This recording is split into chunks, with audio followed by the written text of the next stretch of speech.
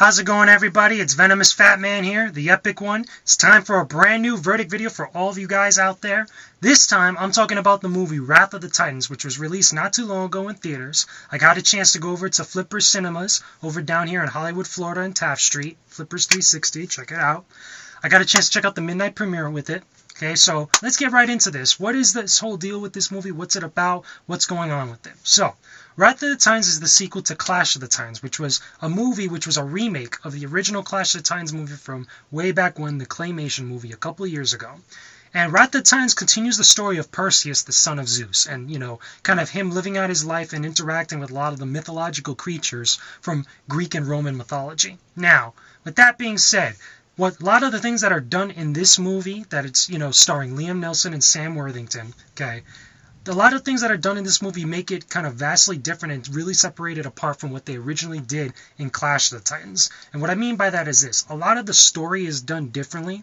I will say that if you're going into this movie expecting a really deep and involving story, you're going to be disappointed, because this is one of those movies where if you just want to go to the theater to have a good time, you're not really looking for something that's going to really make you think or really make you kind of, if I could say, find the right word for it, really kind of like solve a challenging puzzle for that matter. This is a movie that you're really just going to really see some cool, interesting CG, that really cool, ideas come into play. Not necessarily intricate ideas, but ideas that are really kind of, just make stuff blow up in front of your face, as well as also, kind of get a good, satisfaction out of a lot of the events that are happening.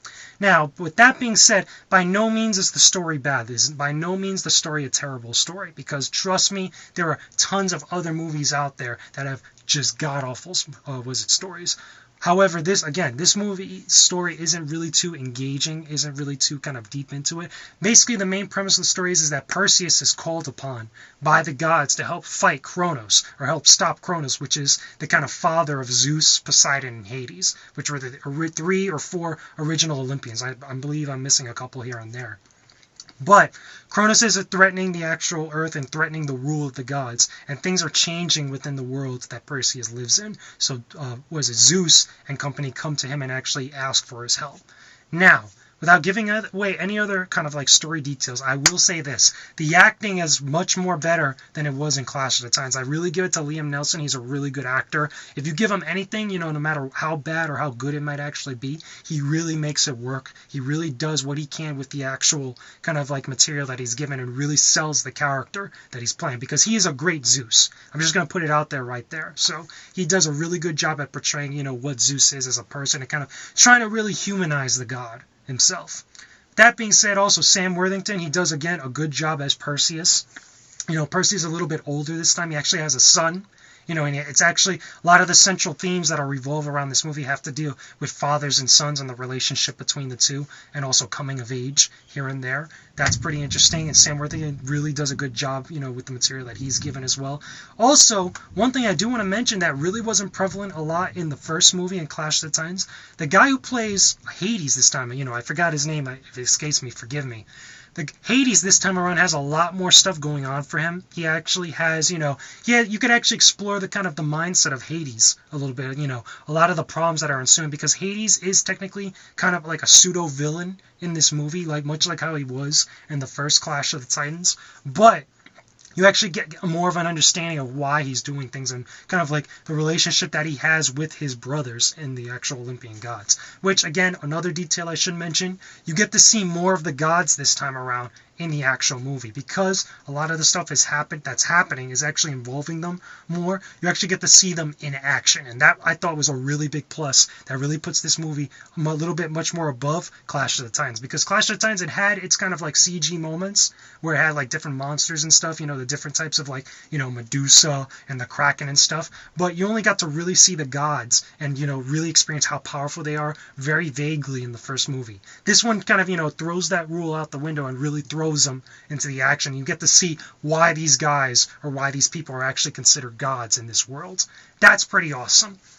Now, one other thing I should mention about the CG, probably the coolest CG that I saw in this movie, there was, a lot of the different agents of Kronos that, are actually, getting to fight with a lot of these massive armies and stuff. I thought the CG was really well done. There's actually a cool scene that was actually in the trailer, if you saw, where it's like a 2-torso type of creature that has like 4 hands, right? Or 4 arms. And he's actually slashing with different swords all over the place as he's moving around. I thought that was pretty cool. The first time you actually see Kronos, I thought was really well done, really awesome. It would have been a little bit better if they actually gave him more dialogue and gave him a little bit much more to work with, other than, typical type of monster type of being. And also, there's Cyclops. That's all I'm going to say.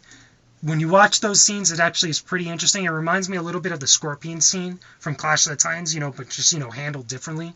Thought it was really cool. So, bottom line is this. Should you go see Wrath of the Titans? Is it really worth your time? The answer is yes. If you want a movie that, is just going to give you a blatantly good time, just want to roll with things, you want to get a little bit of suspension of disbelief, and not really worry about too much of the details all over the place, Wrath of the Titans is your type of movie for this, kind of springtime, release for different films in the theaters.